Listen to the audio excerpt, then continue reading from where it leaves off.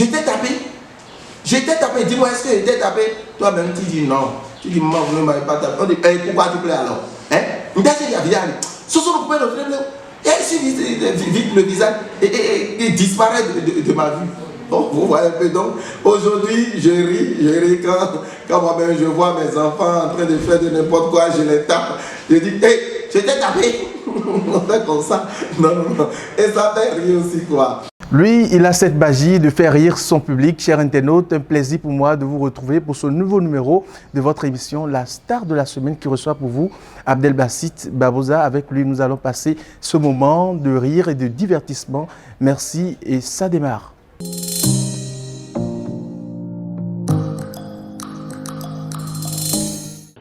Je suis Abdelbassit Barbosa, artiste humoriste.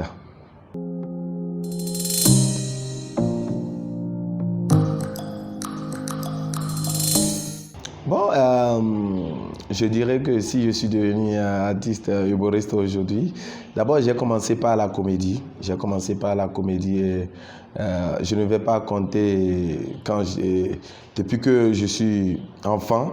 Non, je ne vais pas commencer par là. Mais c'est depuis l'année 2001 que je suis entré dans le vif du sujet. C'était au CG Ouiro dans les années 2000-2001.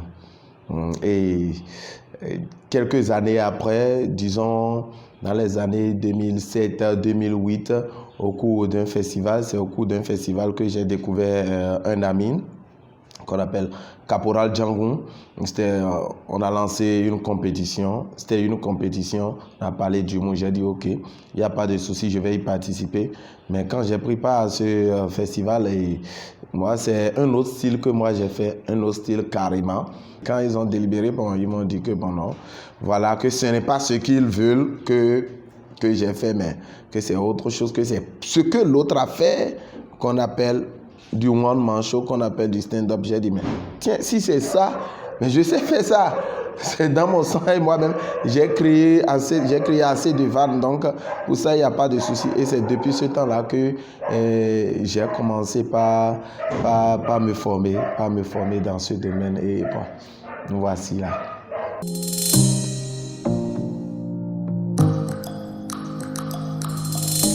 Je dirais que déjà, je tire mes inspirations des vécus de la vie quotidienne.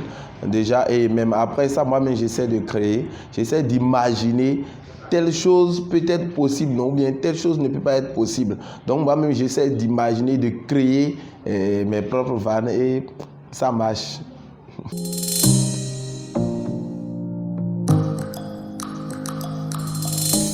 Oui, je dirais que quand j'ai commencé avec l'humour, c'était bien. Les gens ont apprécié, tout le monde a apprécié, voilà. Mais j'ai pris part aussi à plusieurs festivals, c'est-à-dire à plusieurs compétitions. Et au cours de ces compétitions, pour la première compétition, le nom m'échappe un peu, mais pour la première compétition, je pense bien, j'avais occupé l'avant-dernière place, oui. L'avant-dernière place, si je ne me trompe pas, l'avant-dernière place. Et après cette compétition, j'ai pris part encore à une autre compétition. Et je pense que c'est à cette compétition-là que j'ai pris la première place. Et j'ai reçu le trophée du meilleur artiste humoriste de l'année, meilleur jeune talent humoriste de l'année. Et après ça, je suis allé sur FITEB 2018. Bon, c'est pas une compétition ça, mais je suis allé sur FITEB. Après FITEB, il y a d'autres soirées de l'humour. Il y a d'autres soirées d'humour que Chromosome organise. Bon, j'ai pris part aussi à ce festival-là. Donc, c'est un peu ça.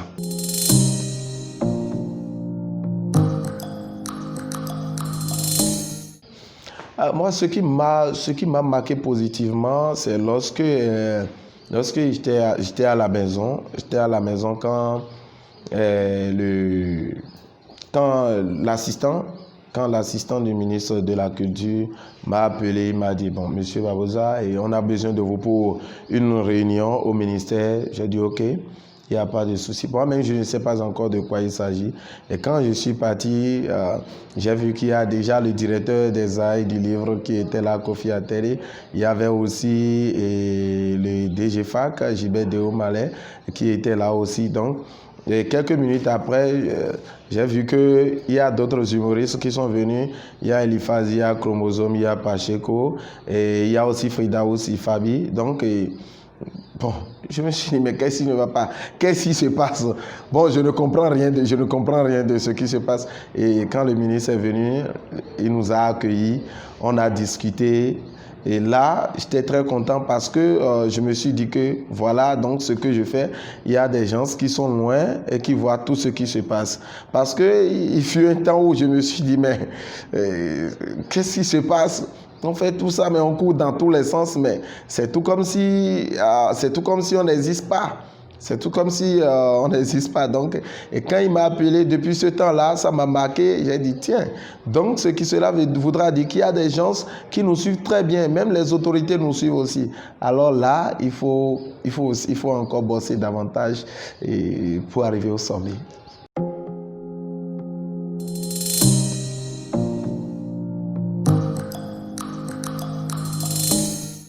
Parlant de réalisation, je dirais que au moins à travers mes spectacles, et au moins j'ai pu m'acheter beaucoup de choses. Dedans, par exemple, ma moto, c'est moi-même qui l'ai achetée et c'est avec l'argent de l'humour. Si aujourd'hui j'arrive à gérer mon foyer, je sais que c'est grâce à l'humour, c'est grâce à l'argent de l'humour que j'arrive à subvenir à mes besoins.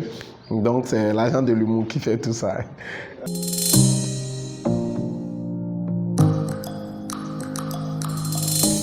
Parlant du défaut, moi je dirais que mon défaut est que je pardonne très vite.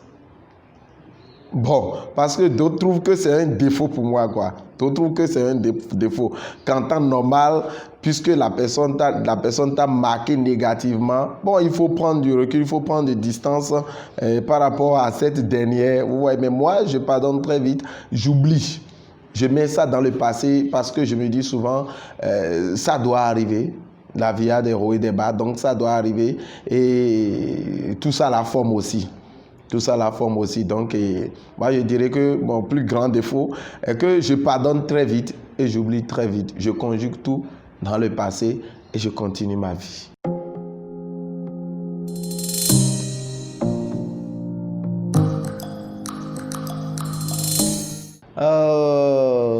Je dirais que j'avais eu à organiser plusieurs événements comme Place à l'humour, j'ai aussi organisé Révélation Talent Humour. Maintenant, parlant des projets qui viennent, il y a la nuit des humoristes qui s'annonce déjà. C'est un spectacle qui va réunir tous les artistes humoristes du Bénin. Tous les artistes humoristes du Bénin, jeunes talents, c'est-à-dire les amateurs comme professionnels, comme aspirants. Oui, nous allons tous les réunir autour d'une grande fête. Donc, ça s'appelle la nuit des humoristes. La nuit des humoristes du Bénin.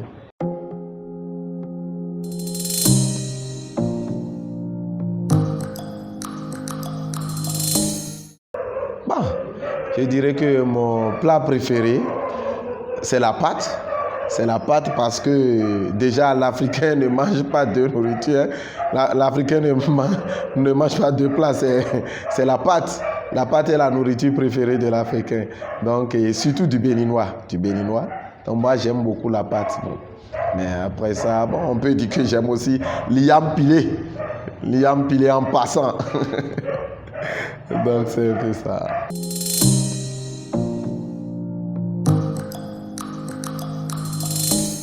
Bon, moi je dirais qu'il n'y a jamais de saut métier. C'est-à-dire il faut avoir foi en ce que l'on fait. C'est tout.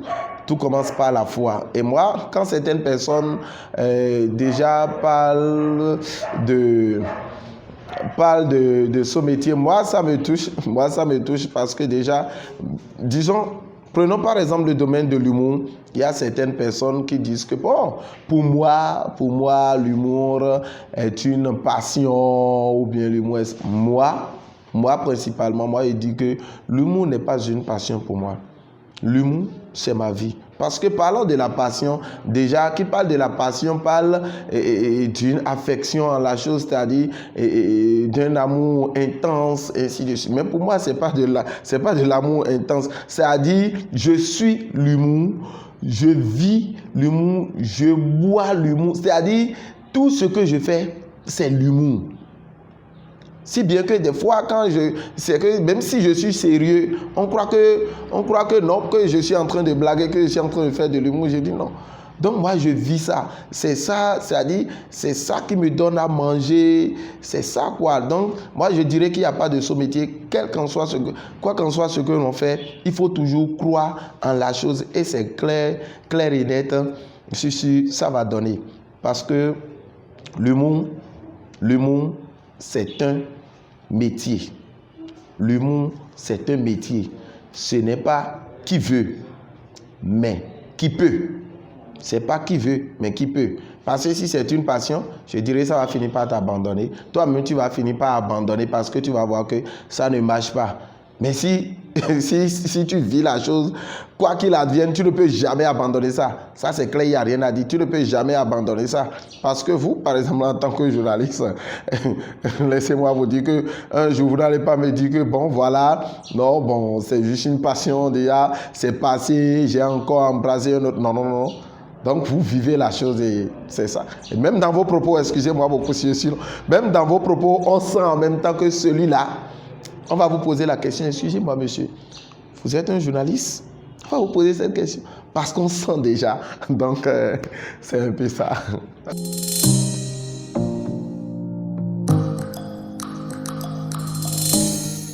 Bon, et moi je dirais que dans la vie, j'ai appris beaucoup de choses. J'ai appris beaucoup de choses et aujourd'hui, et quand je regarde mes parents aujourd'hui, c'est-à-dire, des fois, ça me fait rire. C'est-à-dire, ça me fait barrer. Je dis, mais qu'est-ce qui s'est passé quand j'étais encore tout petit? Sinon, vous imaginez, quand on était tout petit, beaucoup de choses se passaient. Hein? Bon, supposons qu'il y a déjà la maman, la maman qui a un souci avec certaines personnes, avec peut-être certaines dames du quartier, disons les vendeuses, bon, du quartier. Et un jour, maman te commande quelque chose. Bon, va me prendre du piment ou bien va me prendre de la tomate à tel endroit. Et puisque tu es si agité, bon, arrivé là-bas, tu as oublié ce que maman t'a commandé. Et déjà, il y a les deux vendeuses qui sont côte à côte. Voilà que maman ne s'entend pas bien avec une, mais elle s'entend bien avec la seconde. Et toi, tu te mets au milieu maintenant des deux vendeuses et tu dis, maman, que j'achète chez telle personne ou bien chez l'autre. Vous imaginez un peu ce qui peut se passer? Vous imaginez un peu? Et ce qui fait mal est que toi-même, tu sais, ce qui est bien est que toi-même, tu sais qu'arriver à la maison là, c'est-à-dire, on va te taper. Il n'y a rien à faire. Maintenant, parce que puisque tu n'as pas le choix, tu n'as pas un autre endroit là où dormir, tu viens à la maison, maintenant, maman te dit, rentre dans la chambre. Rentre dans la chambre. Tu commences par contourner, mais finalement, tu rentres dans la chambre. Et c'est là, maman commence par te bastonner. J'étais tapé, dis-moi, est-ce que j'étais tapé? Toi-même, tu dis non. Tu dis, maman, vous ne m'avez pas tapé. On dit, pourquoi tu plais alors? Hein? Et vite le visage et disparaît de ma vue. Oh, vous voyez un peu. Donc, aujourd'hui, je ris quand moi-même je vois mes enfants en train de faire de n'importe quoi, je les tape. Je dis, je t'ai tapé. On fait comme ça. Non. Et ça fait rire aussi, quoi. Et partant de là, je dirais tout simplement que dans la vie, il faut tout faire pour être... C'est-à-dire pour être juste. C'est-à-dire, si tu vois que ton frère est n'est pas dans une bonne situation, dis-lui, mon frère, C'est pas bien. Parce que j'étais parti dans un restaurant un jour, j'étais parti manger. Et je suis là et arrivé là, j'ai constaté qu'il y a déjà quelqu'un qui était déjà là avant moi. Il est en veste, bien sapé. Bon, il est là, il est assis, il ne parle pas. Bon, il parle seul souvent. Bon, il arrive, il commence par parler seul, il commence par rire. Je dis, mais qui est à côté de lui? Il n'a pas un téléphone en main. Bon, je ne sais pas ce qui lui arrive. Donc, moi, je suis là, il y a la service qui est venue. Tonton, vous voulez prendre quoi? J'ai dit, vendez-moi du spaghetti. Vendez-moi du spaghetti. Je veux spaghetti sans piment. Elle a dit ok, elle est partie. Quelques minutes après, quelqu'un d'autre est venu, un autre client est venu, la serveuse est venue. Tonton, vous voulez prendre quoi? Il a dit, je veux du spaghetti avec piment. Donc quelques minutes après, j'ai compris que la dame a amené le spaghetti. Et c'est quel spaghetti elle a amené? Elle a amené, je ne sais même pas de quel spaghetti ça arrivera là. Elle a amené le spaghetti. J'ai dit, mais qu'est-ce qui ne va pas? Moi, je suis là avant l'autre. Je suis là avant l'autre et maintenant vous lui avez amené son spaghetti. Et en même temps, le téléphone du gars a sonné, le gars s'est levé pour prendre l'appel. Il y a l'autre qui parlait seul, je ne sais pas si tout fonctionne bien dans son cerveau. En même temps, il a éternué. J'entends tia. Et les bonnes choses sont sorties de ses narines. Et directement, c'est rentré dans le spaghetti. Et vous imaginez, quand le spaghetti est chaud et la graisse, vous imaginez, quand on prend de la graisse sur quelque chose qui est chaud, vous voyez comment ça se passe? En même temps, ça commence par se fondre, petit à petit. Donc, en même temps, quand c'est rentré dedans, quelques minutes après, j'ai constaté que ça a disparu. Et le gars est venu. Et il est là quelques minutes après. Moi-même, mon spaghetti est venu. Quand mon spaghetti est venu, je veux commencer par manger. Quand mon téléphone a sonné, moi-même, je me suis levé, je suis parti prendre l'appel. À mon arrivée, j'ai constaté que bon, l'autre est déjà presque à la fin de son plat. Moi-même, j'ai commencé par manger. Et avant que je ne finisse de manger, il y a la serveuse qui est venue. Elle est venue, elle a dit, tonton, excusez-moi beaucoup. Hein. J'ai dit, excusez pourquoi? Qu'est-ce qui ne va pas? Elle dit, excusez, en temps normal, le spaghetti que j'avais amené premièrement, c'était pour vous. Et je me suis trompé, c'était le spaghetti sans piment. Donc, que j'avais remis à l'autre. Donc, j'ai dû permettre les plats quand vous êtes levé. J'ai dû permettre les plats et je vous ai amené. Vous imaginez un peu ce que moi-même j'ai mangé. Vous imaginez la graisse que j'ai consommée. La graisse de celui-là qui est un peu déréglé. Imaginez un peu, vous imaginez? Donc c'est depuis ce jour-là que j'ai pris la décision de toujours dire la vérité. Si je vois mon ami qui n'est pas dans une bonne situation, je dis mon frère, attention, ne prends pas ça là. Mais je dirais que grâce à ça, vous voyez que j'ai pris un peu du poids, non? Parce que ça fait du bien aussi. Ça grossit.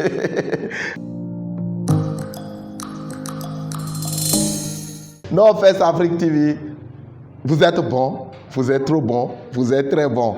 Je vous remercie, chapeau.